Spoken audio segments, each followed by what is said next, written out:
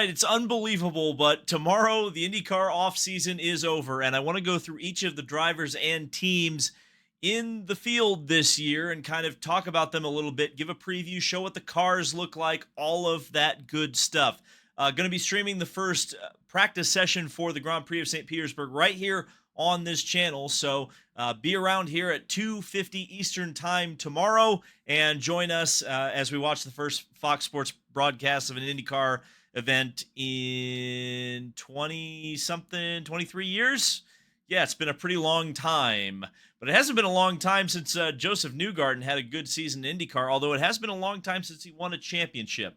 And I think it kind of chaps Joseph's ass a little bit that he hasn't won a championship in a little while. Now, of course, he's won the big one twice in a row and going for a third time this year at the Indianapolis 500, but I think Joseph is going to really want to work this year to become more consistent in the championship. Now, of course, last year, he was the apparent winner at St. Petersburg. Looked like he had the race won, and then, of course, the whole push-to-pass controversy. So Joseph Newgarden looking for redemption this weekend. Scott McLaughlin, I think that Scott, and again, had he not been penalized at St. Pete, would have won the championship last year.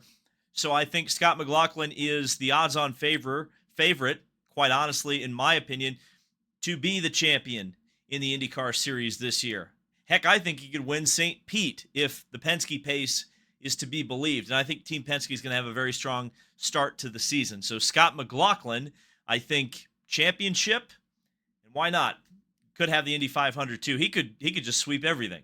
We'll wait and see. But I think Scott McLaughlin's going to have a very good year. But, of course, I could have just jinxed him significantly. Wouldn't be an IndyCar championship in the modern era without Will Power kind of in the mix towards the end of the season. I would expect that again. But, of course, this year, much different stakes and circumstances as it is a contract year for Will Power. And we're really not sure where he's going to be driving next year. Will he stay at Team Penske or will he move on elsewhere? Now, the agency he signed with, which I believe is Fernando Alonso's agency, is affiliated with McLaren and Ganassi. So make of that what you will. But I imagine by the time we get to Detroit, if not sooner than that, we're going to have a lot more to talk about on the status of Will Power's future. But at least in the present, easy championship contender. There's no doubt about it. New colors on the Verizon car as well. Kyffin Simpson, a driver that has a great opportunity with Chip Ganassi Racing. There's no doubt about it. Ganassi has shrunk their team down to 3 cars. Kyffin is one of the 3 drivers remaining on that squad, down from 5 last year. Pretty consistent last year, I would say. Just got to improve. I mean, he's got a mountain to climb, right? You've got Alex Palou and Scott Dixon as your teammates, 2 of the greatest drivers in this series. But Kyffin Simpson, he's got some of the best equipment in the series. Time to show what you can do, young man. Speaking of young men, I say that with tongue on my cheek there. Scott Dixon, what else can you say about this driver? One of the GOATs, one of the best of all time. Hasn't won at St. Pete before, so that's a storyline to watch this weekend. Can he surpass A.J. Foyt? He'll have to do it within the next few years, and that's going to be a tall task, but if there's anything that we know about Scott Dixon, it's not to underestimate him and his abilities. Another Indy 500 win would go a long way for his career as well, I certainly believe. And he's also chasing A.J. Foyt in terms of championships all-time in IndyCar racing. He had an engine failure at Sebring, which may hamper him later in the season if IndyCar does decide to give him an engine penalty for exceeding the amount of engines you're allotted during the season. The Sebring test began that period of engine allotment. So he's already down an engine, and that's concerning for the Honda camp. Alex Palou, defending champion of the series, still has yet to win on an oval, but I think it's coming this year. He really started to figure out oval racing at Iowa last year, Milwaukee, and it was a bad qualifying effort at Nashville when he had to race for the championship. But had Will Power not fallen out of that race kind of early, I think Alex Palou was really set to show that he had some oval skills acquired. But at that point, it was just protect the championship to the end of the race. So Palou, win the championship, get your first oval win. Well, what's the first oval of the season? Indianapolis 500. It's one that Alex has been very strong at in the past. Wouldn't put it past anyone to see the DHL car in victory circle at the Indy 500. Colton Herta had his best season ever in Indy cars last year. I think anything less than a top three in the championship is going to be a disappointment for him. Of course, a top three in the championship also earns him a super license to potentially join Cadillac in Formula One. So a couple of different incentives there for Colton Herta. He broke through with his first oval win, which, believe it or not, was the last race that we've seen the Indy cars almost 6 months ago in Nashville. So he's rolling into the season with some confidence. Let's see what Colton can do. Car 27, Kyle Kirkwood, winless last year, but certainly was impressive at times and has been impressive the majority of his IndyCar career. I think the goal for Kirkwood is going to be break back into IndyCar victory circle, wherever that is throughout the season. Chili's on the car. That's part of the new Taurus total ownership of the Andretti team. That's a sponsorship that carried over that was sold on the NASCAR side with Spire Motorsports, which is also owned by the Taurus Motorsport Group. Marcus Ericsson.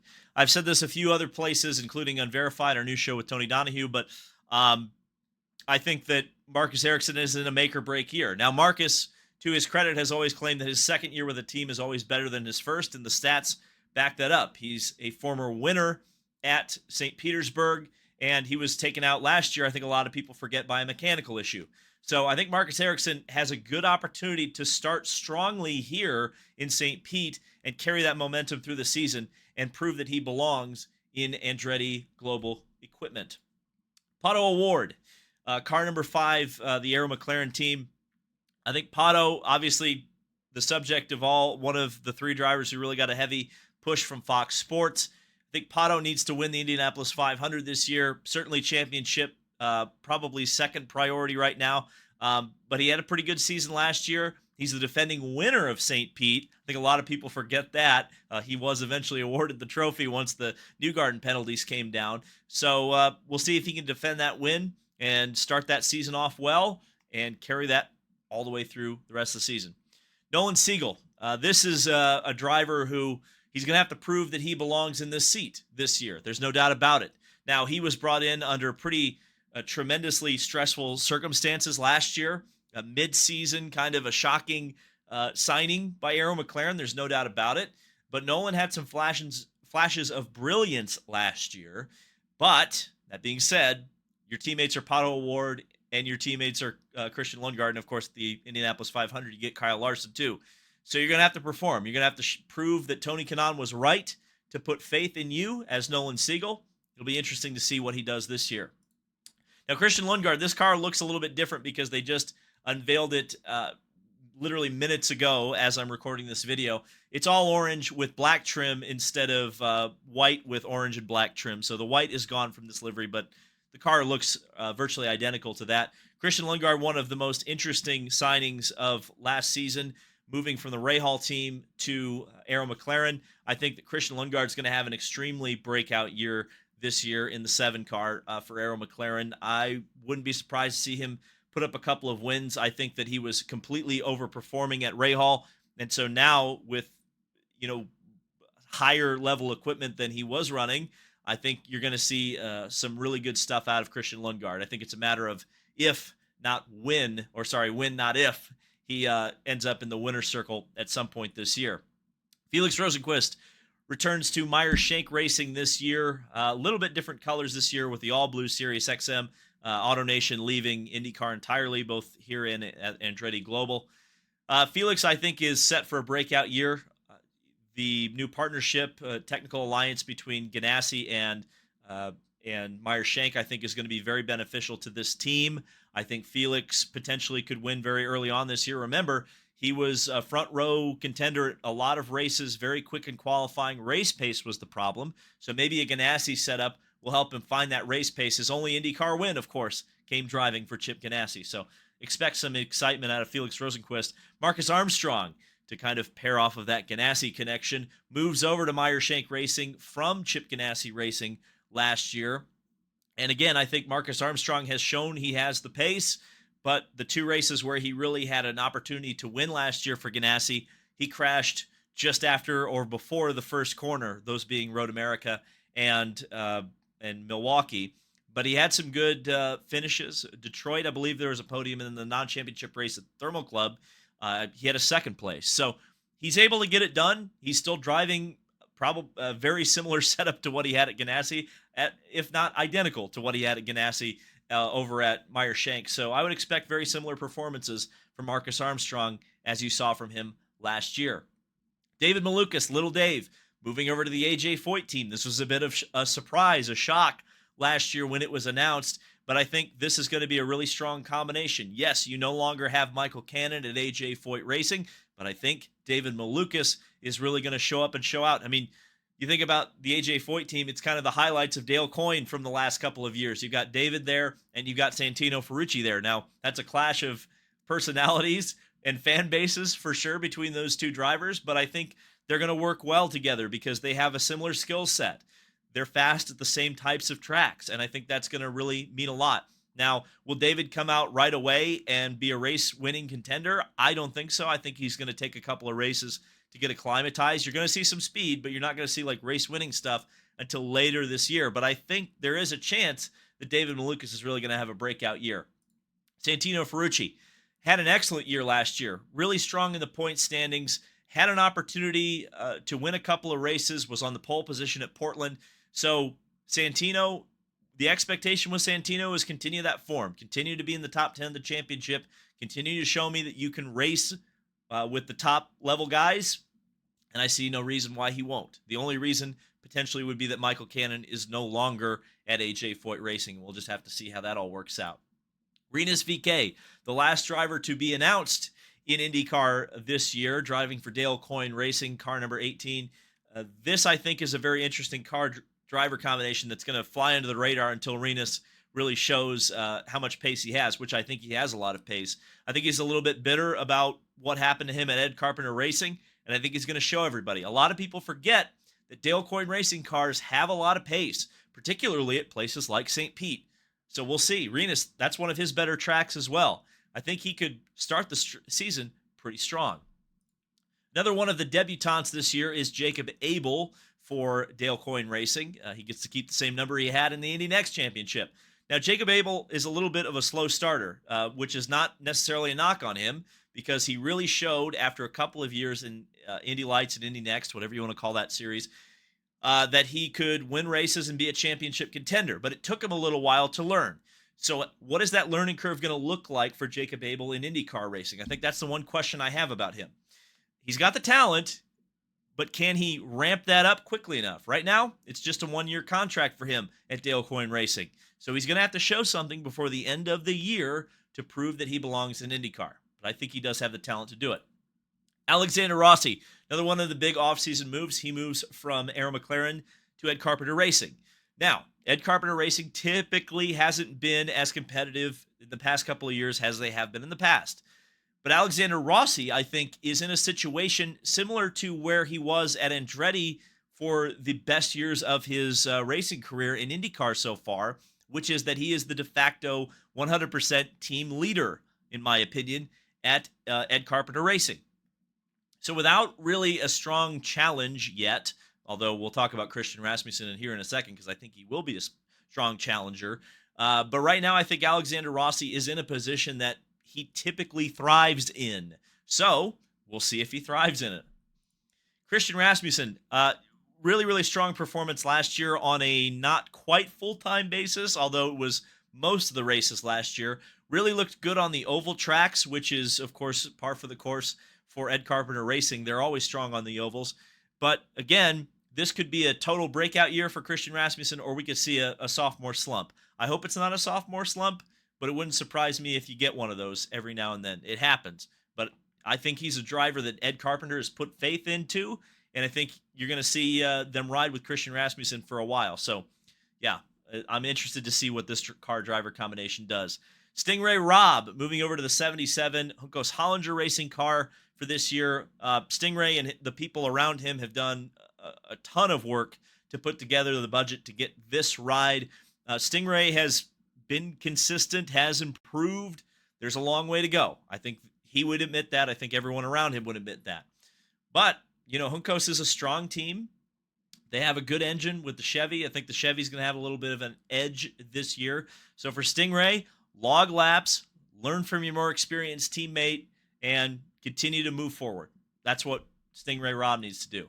Speaking of an experienced teammate, Connor Daly, this driver probably saved the 78 car last year by getting it into the leader's circle at Milwaukee with a podium.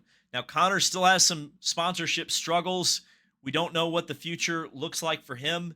We're going to have to see. That's going to be a developing story throughout the year. Hopefully, he at least gets the Indianapolis 500. Hopefully, he completes the season because he's earned this opportunity. I think the team loves him, absolutely adores him. And when you have that situation, Connor should be quick.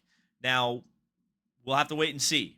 Juncos is kind of an unknown, I think, because it's almost a totally different team than it was last year in a lot of ways, especially in terms of the driving talent with it.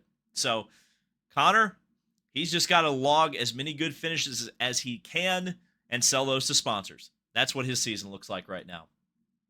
Graham Rahal, the Rahal Letterman Lanigan team. I mean, this is always a question mark every single year. Now, street courses are their strength, so I think early on in the season, you're going to see Graham do pretty well. The question, of course, is always going to be the Indianapolis 500. If there's more than 33 cars, I think you're sweating and you're nervous if you're anybody on Rahal Letterman Lanigan until proven otherwise. But I think Graham is really going to have to take over a leadership role with this team. He's got a couple of young teammates this year and drivers who have yet to prove themselves at this level. Although there's one prospect on this team that I think has the ability to kind of take over that leadership role. We'll talk about him in just a second.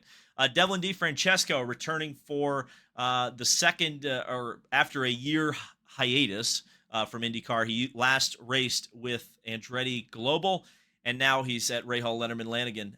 Devlin has shown some flashes of brilliance at times, particularly at the Indianapolis Road Course, though I think this is going to be a good opportunity for Devlin. This is a good opportunity to kind of show you belong 100%. And especially with kind of the lower expectations that come with the Rahal team at this time in history, I think that's only a good thing for Devlin, because if you kind of overperform what this car was doing last year, you're looking in good shape. So kind of curious to see where Devlin ends up shaking out when we get to the end of 100 laps on Sunday. Louis Foster, the Indy Next champion. It's always good to see the Indy Next champion get a full-time opportunity, and that's what Rahal Letterman Lanigan has provided for Louis Foster. He's highly touted. He's a strong driver. We're going to see if his skills translate to IndyCar. I wouldn't necessarily call him an unknown in terms of what we expect from him. I expect we're going to see some pace. But you're also comparing yourself to Christian Lundgaard, who was in this car previously. That's a high bar to clear. So if you can get close, I think that's a win for Louis Foster. If you can exceed what Christian Lundgaard was able to do in that car, that's an absolute win. And it's definitely a show of talent. And I think we're going to see some talent from Louis Foster. Last team, Prema, coming over from the European side of things. They're involved in virtually every feeder series in the world, and even above many of those feeder series. And they raced with, although not on the same team as this driver, Robert Schwartzman, last year. Robert Schwartzman, ironically with the same number, won the 6 Hours of Coda last year, driving for Ferrari. Of course, he's a driver who's been in that Ferrari program for a little while. Of course, now he's left it to go pursue IndyCar. He's a driver who I could see having a Marcus Ericsson style career. He's going to stick around for a couple of years, build and build and build, and then all of a sudden he's going to start winning a couple of races. That's what I think right now for Robert Schwartzman. So don't expect him to be really a factor early on in this season. Now, I could be eating my words. We'll see. But a new team, new driver, it's going to take a little time to get up to speed for sure. But I think the speed will eventually be there if they stick it out with Robert Schwartzman. And finally, Callum Ilott, car number 90 for the Prema team. Now, Callum ran a few races last year for Arrow McLaren, but nowhere near a full-time season. He was with Joda and WEC last year, won the 6 Hours of Spa. So definitely was getting his reps in. There's no doubt about it. But it's good to see Callum back. He's a very cerebral driver. Had some good results with Juncos, had some good results with McLaren. He actually raced at St. Pete last year. A lot of people forget that. So he brings some experience to Prema. Some recent experience, not just experience from 2 or 3 years ago. So he takes over the veteran role with a very not veteran team. And I think that's going to be the litmus test for what the potential of Prema is going to be the performance of Callum Ilott and where exactly he kind of ends up on the grid versus his previous performances with Juncos and Arrow McLaren. So yeah, remember, stream tomorrow for the first Fox Sports broadcast. We'll be streaming for the DL500 Club for practice and qualifying. And then, of course, I'll be giving my thoughts on St. Petersburg. Thank you guys so much for watching. Let me know what you think down in the comments section below about any of these drivers or teams and predictions for the 2025 IndyCar Championship. I think I said Scott McLaughlin will win the championship. I'm sticking to my guns on that. Winner in St. Pete might be Scott McLaughlin too. We'll see. See you in the next video.